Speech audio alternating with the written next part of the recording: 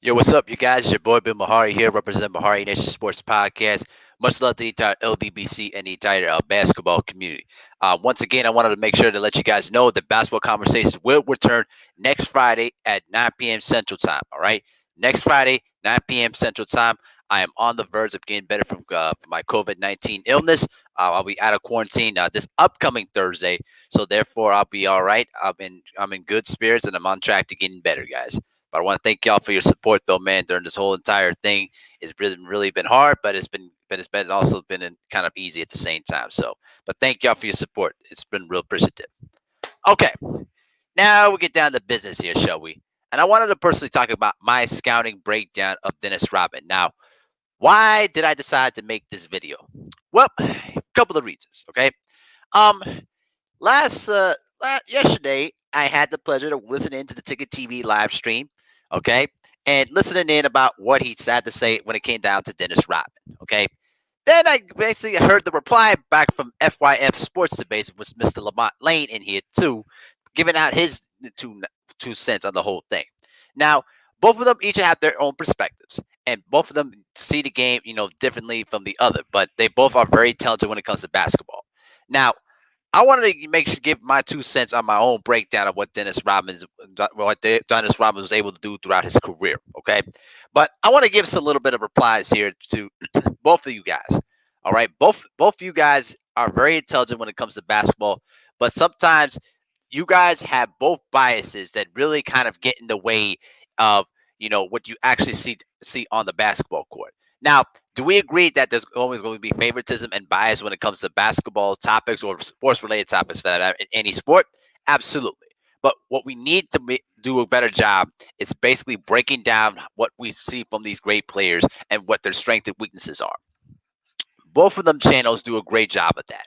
But sometimes you can notice a little bit of favoritism from each of them guys. But that's why I love you know debating against TICKETtv and debating against Lamont Lane because it's entertainment for me. It's pure entertainment. But both of them know their basketball. So this is not a direct shot at them at all. I'm just giving my 2 cents about that. But the reason why I came across from this debate is because Ticket TV talked about in his live stream how Dennis Rodman, basically was a cheap shot artist. Not I take that back. Was a guy that basically played the game physical, always grabbing on your private parts, always was an agitator, and always instigating stuff for the opposition. Okay.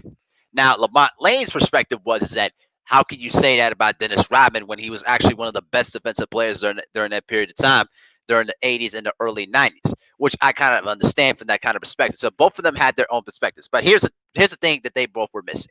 On Ticket's perspective, if he would have just came out and said that it's the stuff that he was doing in Chicago, I agree with that 100%. But unfortunately, when I was listening in, he didn't mention that. And I think that kind of caused some kind of confusion about that because when I first heard about that, I was like, what is he talking about? And I had to think to myself, oh, he's talking about his time in Chicago, which to me kind of makes sense. Now, Lamont Lane's reply was that how could you say that? That's one of the most dumbest takes I've ever heard. But not understanding the fact that he was talking about Dennis Rodman's time in Chicago, which he was probably maybe above average defender at best. Okay, and didn't even make the All Defensive team in '97 and '97 all the way up towards the end of his career. So let's slow down on that one. Okay. Now I want to give my 2 cents about the whole thing when it came down to Dennis Rodman.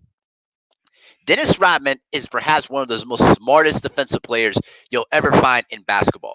A guy that is basically was so good, basic defense, movement, being able to stand low, being able to beat your opponent to the spot on the floor, and also the ability to basically meet your opponent, half court and pressure them in the backcourt.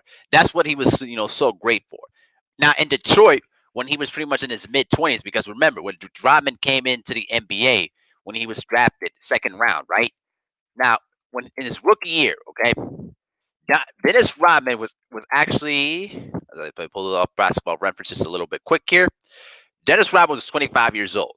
So he started the game at a later age, as you guys know that from his childhood. Like he didn't even expect to play basketball or have a long-term career in playing the sport of basketball.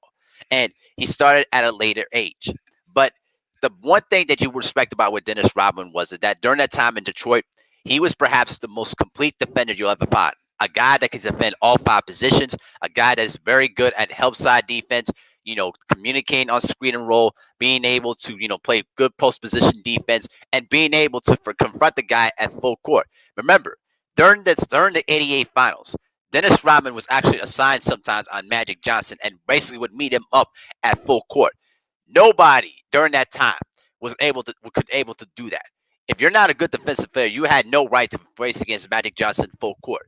But because Dennis Rodman was 6'7", has a longer wingspan, and was actually a bit of a stronger player, he was able to meet him up at full court and pressure him up and make Magic Johnson work to get the ball up the court, therefore slowing down the Laker offense and making them use clock. All right. When it came down to rebounding, okay, he does a great job of positioning himself on rebounding, getting low, boxing your man out, using your rear end, using basic footwork to get himself in position to get rebounds. Okay, Dennis Rodman was the master at that. Okay, when he was in Detroit, I could bet you one thing: Dennis Rodman could have scored at least 15 points a game if he ever wanted to. All right, people forget he averaged 25 points a game when he was basically at work playing in Southeast Oklahoma State. The guy was a scoring machine in college, but he never emphasized that because he committed himself to being an excellent defender. Okay, now when I look at Dennis Rodman's game when he was in Detroit, the best pure defender on the team by far. All right, better than Isaiah Thomas. I could say a little bit better than Joe Dumars. Way better than Bill Laimbeer. And the guy that he basically mentored off of with Rick Mahorn. Oh yeah, I'm gonna say it right here, right now. I think Dennis Rodman was a way better defender than Rick Mahorn was. Real talk. All right, and the thing that I loved about Dennis Rodman was that he had no problem facing against guys like Magic Johnson, Larry Bird, Michael Jordan. Listen, you got to have extreme confidence to pretty much defend against some of the best stars in the NBA. And Dennis Rodman had the supreme confidence and the swagger to face against those guys, and guard them up and slow them down. Now the key thing is this: Dennis Rodman doesn't try to go in there and try to shut you down. His job was to basically make you work twice as hard to get your shots off. All right, and if you're gonna get your scores up, you're gonna have to shoot it against tremendous defense, and most times the opposition would miss. And the thing about what Dennis Rodman was is that he was excellent in communication. Anytime when you play defense, the one thing that coaches stress more than anything else is communication. Okay, Dennis Rodman and the Pistons were excellent in terms of communication, talking about when the ball handler was driving baseline or driving to the middle, bringing in to help defense. Okay, and if you try to attack the basket, you knew you was going to confront either Rodman, Lambeer, Rick Mahorn, or John Sally in the paint. All right. Dennis Rodman was the best pure defender during that time. There's a reason why he won Defensive Player of the Year twice. All right. Dennis Rodman was a pure defensive monster and played his position to a science. All right. Now, it wasn't until he left when he started. It wasn't until the '92 season when he started creeping up there in terms of his rebounding. Okay, because in the early years, okay, he averaged between 8 to 9 rebounds a game in his first 4 seasons. All right, it wasn't until 1991 when his rebounding started climbing up there. 12 and a half rebounds in '91, 18.7 rebounds in '92, and then 18.3 rebounds in '93. Pretty much was the leader in rebounding for basically for 1, 2, 3, 4, 5, 6, 7 straight seasons. All right, listen.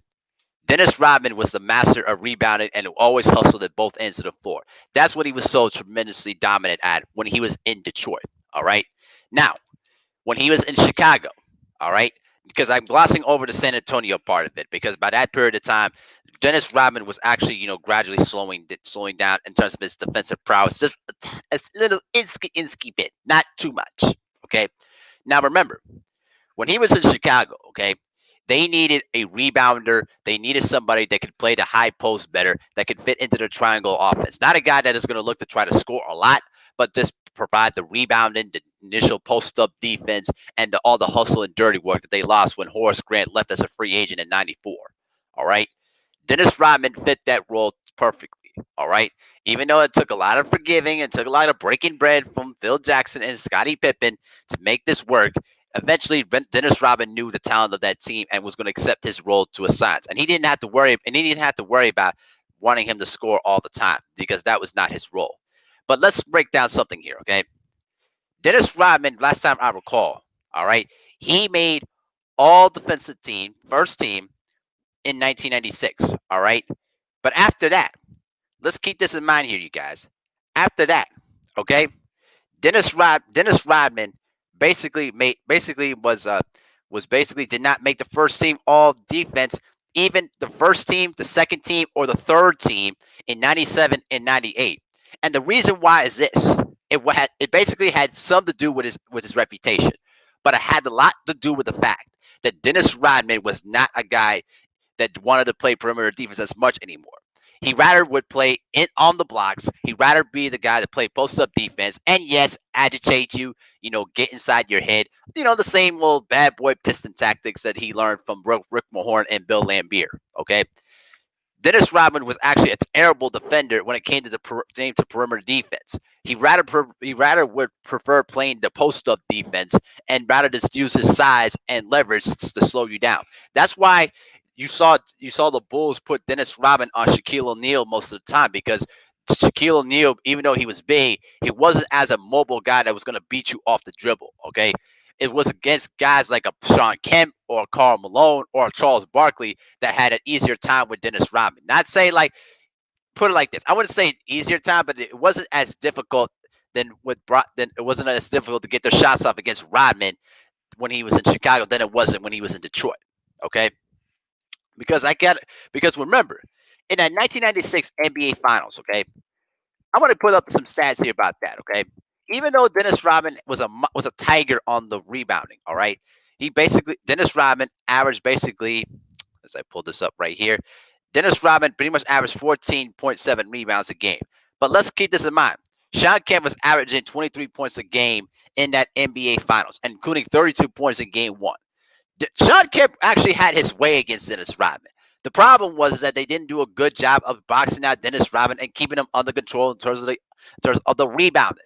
That's why they lost. All right. Now, to really put this in proper perspective, okay, that 97 to 98 finals, all right, even though that Dennis Rodman did his part against Karl Malone, I kind of recall that Karl Malone missed a lot of his own easy shots. All right, he missed a lot of mid-range jumpers that he normally would make. Okay, and even though Dennis Rodman's defense has something to do with that a bit, it was more along the lines of the fact that Dennis Rodman that Karl Malone was missing a lot of open jumpers, and basically in those 97, 98 finals, even though he had some good performances, all right, in both of those finals, okay, Karl Malone missed a lot of shots that he would normally make, and he kept missing and missing and missing and missing and missing. Some of them were a lot of open looks that he would normally make. He just wasn't hitting them. All right. Some of that had nothing to do with Dennis Rodman, per se, but Dennis Rodman did play a role in making Karl Malone struggle in terms of his shots. All right. Now listen. Dennis Rodman did his role to a perfect science, all right? But what we need to make sure to do is say, got to break down Dennis Rodman's game during the times as he got older. Because remember, Dennis Rodman was not a dominant defender in his mid 30s, all right? He gradually slowed down and preferred playing post up defense and rather to stay underneath the basket to rebound. His perimeter defense, which was, I hate to say it, was not as good. It just wasn't, all right? And even though Dennis Rodman deserves his credit and deserves his due for those three championships that he helped them win in Chicago, he wasn't as a par defender as he once was. If he was that great of a defender, he should have won Defensive Player of the Year in '96 through '98. There's a reason for that. All right, and that's the reasons that I try to pretty much explain to you. So that's just pretty much what I think about the whole subject. But salute to them channels, both Ticket TV and FYF Sports Debates. Make sure to subscribe to their channels though too, guys, because their debates and their topics and their videos are off the charts and they're always entertaining and you always learn a little bit of something there. But when it comes down to debating, you have to be able to use your mind. You have to use your intellect, but you cannot be afraid to call out somebody on their BS. And That's why I am making this video to make sure that we got to keep a proper perspective on this and to give my 2 cents on the whole topic because it was pretty much fun to listen to both of them go at it. So that's just my 2 cents. But let me know what you guys think in the comment section below.